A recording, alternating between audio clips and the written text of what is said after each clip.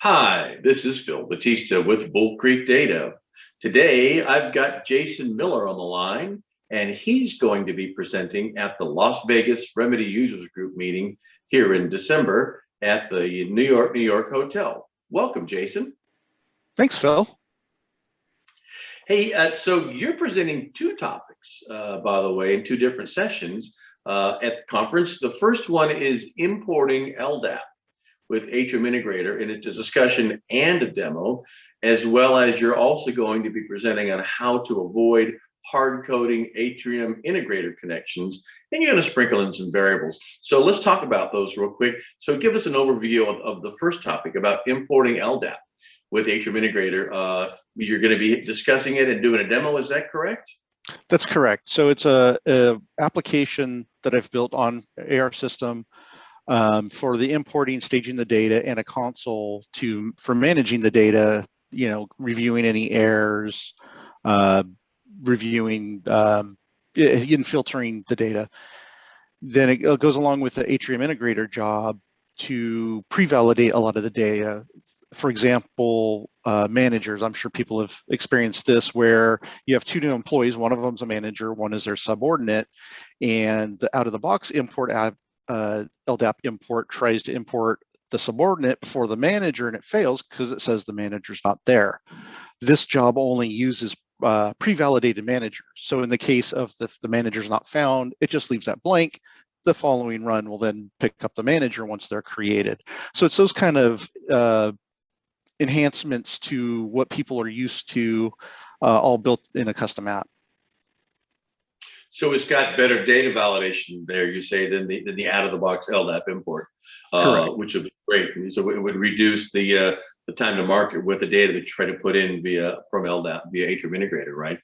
So yeah, you did some error checking workflow also as part of your demo? Yep. So yeah, it looks for like first names that are too long, last names that are too long. Some of the common issues you'll run into with people data, because we know, sometimes LDAP structures are not all that maintained that well, or inconsistent data standards. So it takes care of some of those situations. And it's, instead of if hard failing on a person, it will try to bring it in if the data is clean enough, and it will just flag it as a warning record that you can review in the console. And that's another point too. You've written a console form to review these exceptions, right? So it's easier you don't have to go back in a log file. You can just look at the console and go, oh, you can select them individually, I would imagine, right? To re-import them. Is that how it works? Exactly. So yeah, it has data-driven filters, similar to like the Atrium Integrator or asset management console, where you can select all, show by CI type or whatever. It's same thing. Show me the errors, show me by employees, show me by customers, whatever kind of data you have in there, you can configure the filters and to show any combination of data you want to see. And by default, it does show the errors and the warnings. Wow, that's great. You're really putting your 20 years worth of remedy work to provide value here, right? Trying to. Yeah, absolutely. So you're also going to be talking about how to avoid hard coding Atrium Integrator connections. So tell us a little bit about that presentation. So yeah, it's for years. I've been working with Atrium Integrator for a number of years, like many of us. But I've done what most of us do. You jump in and you open up the connection and you put in the server name and the credential, and it works. It's a quick win, and there's a time and a place for that. But what I've experienced, and I'm sure many others have, is you go to move that, say you develop that in the dev environment, and you move that transformation to QA. Well, if you're using the same connection names, it then now updates your QA system pointing to dev. And so not that long ago, it occurred to me there's a better way, and it's not terribly well documented. You have to kind of read between the lines, but BMC did account for it. You just have to have that light bulb turn on.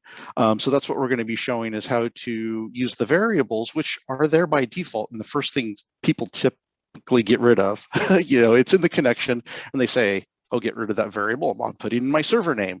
Well, there's a reason it's set up that way, and it helps you from stomping on your connections as you move the jobs around.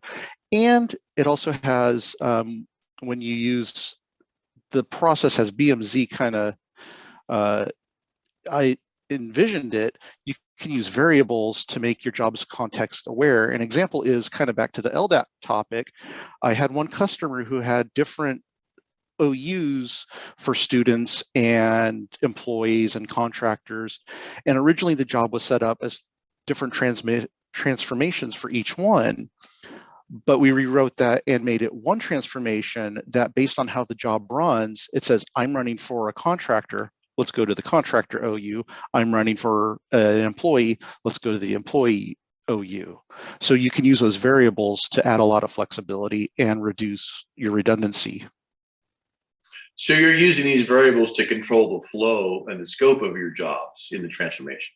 Absolutely. And it goes along with the system and variables as well. So the server name and your credentials, it's another set of variables that you can make your jobs much more flexible. Right. And the Contable Spoon client is a very powerful tool, but there's a lot of places you've got to be pretty accurate with your data, so you don't leave things behind and end up with results that you didn't expect, right? So yeah. Well, that sounds great. I'm looking forward to your presentation, both sessions, by the way. So I appreciate you taking the time to talk with us, give us a little bit of an overview, and I'm sure this will appeal to a lot of the folks that are going to be at the presentation, both virtually and in person. Thanks, Jason. Yep, absolutely.